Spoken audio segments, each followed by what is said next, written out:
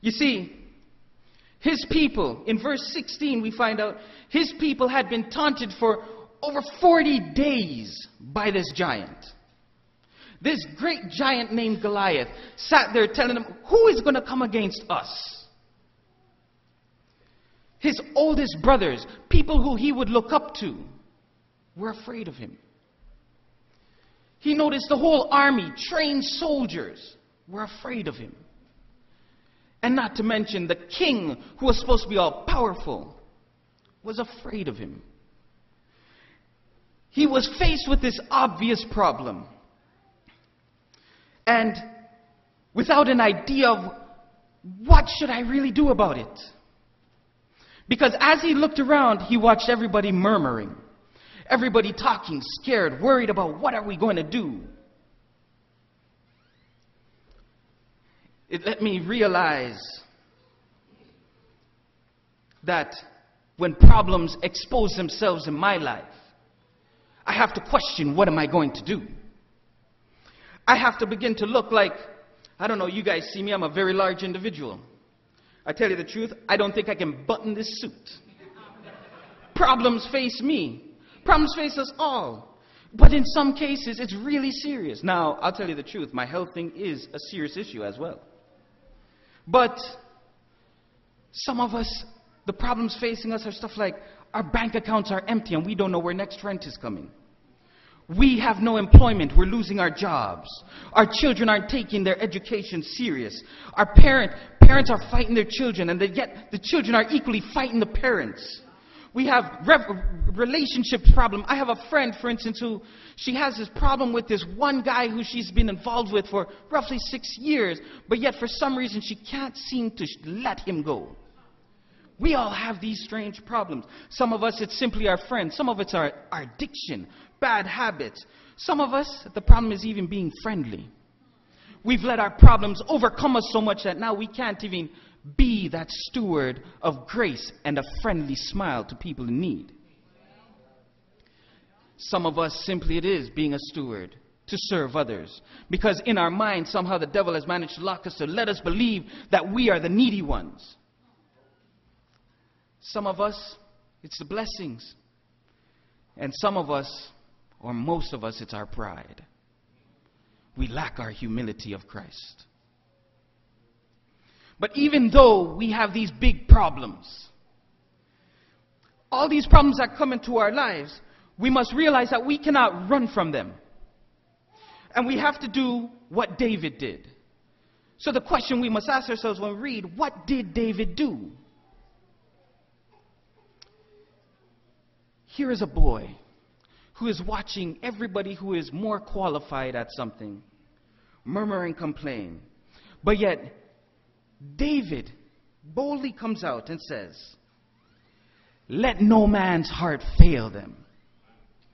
Thy servant will go and fight this Philistine. See, this was the pivotal point of the big problem.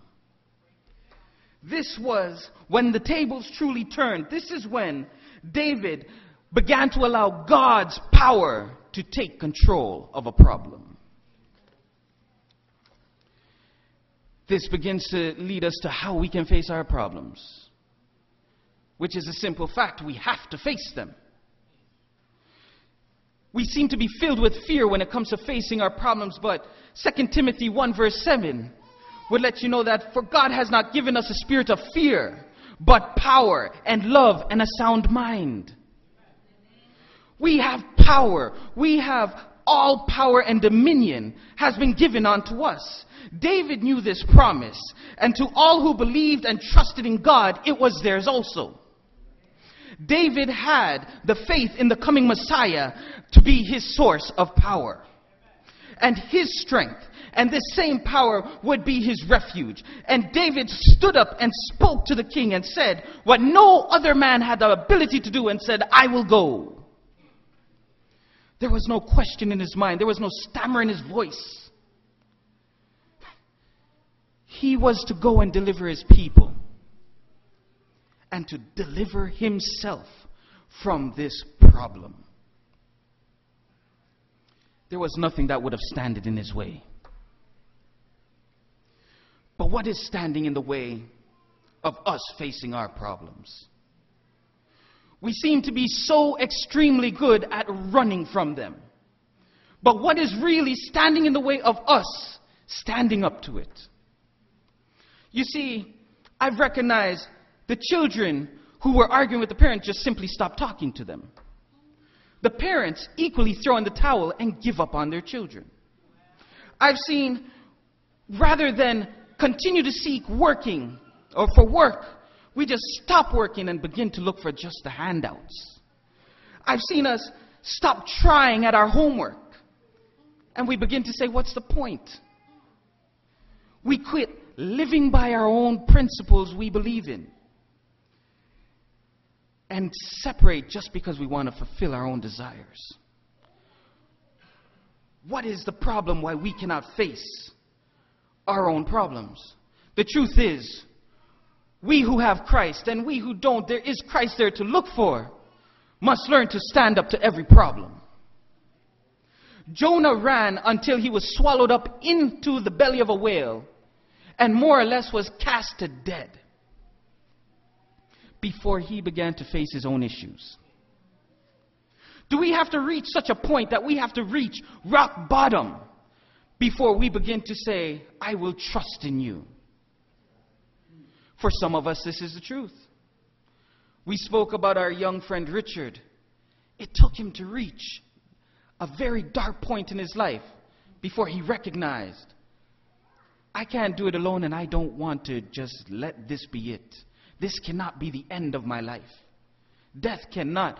This cannot be the earth I experienced when I know a perfect God created it.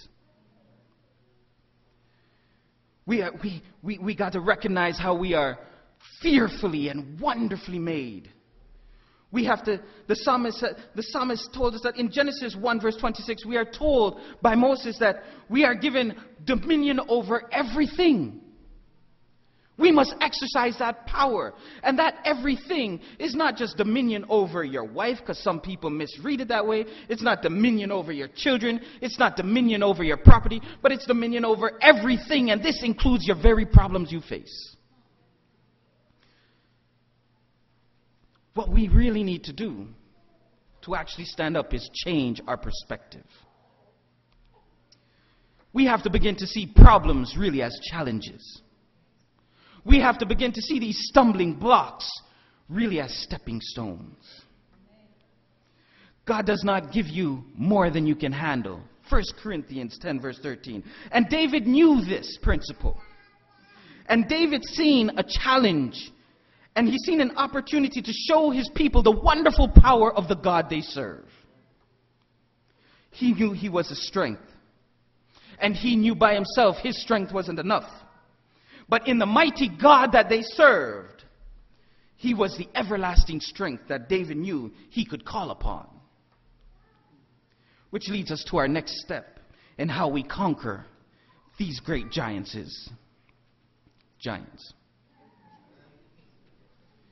We must call upon God for help. For Philippians 4 verse 13 would tell you, I can do all things, not even some of them, but all things through Christ who strengthens me. David knew there was no possible way he could do this by himself. So he mustered up all of his faith and put it strictly on God. We have to go in God's name. God, this same God they were fearing, was the same God who delivered Israel out of Egypt. This was the same God who delivered Noah and his family from a flood that was about to wipe out the whole entire earth. This is the same God who is willing and looking forward to deliver each and every one of us from whatever you are facing.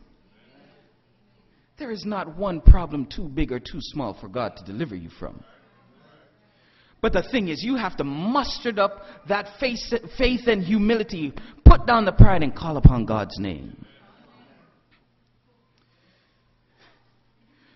We must have faith in God, and He will provide the way.